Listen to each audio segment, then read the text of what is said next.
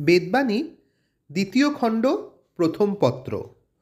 লোক সকল স্ব স্ব ভাগ্যবশে প্রকৃতির তারতম্য অনুসারে এই মরভূমে অস্থায়ী বস্তুর প্রলোভনে আকৃষ্ট হইয়া দেহ গেহ সমাজের দ্বারা সুখী দুঃখী ইত্যাদি বিদ্যাবুদ্ধি লাভ করিয়া ওই প্রকৃতির গুণের দ্বারা পরিচালিত হইয়া থাকে।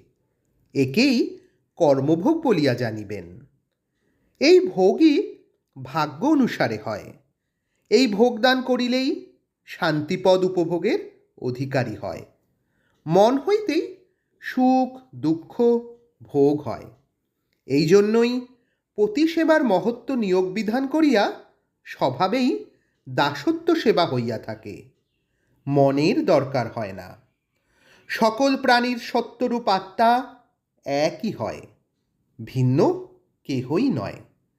দেহই অবয়বই পৃথক পৃথক দেখা যায়। জয় রাম, জয় গোবিন্দ।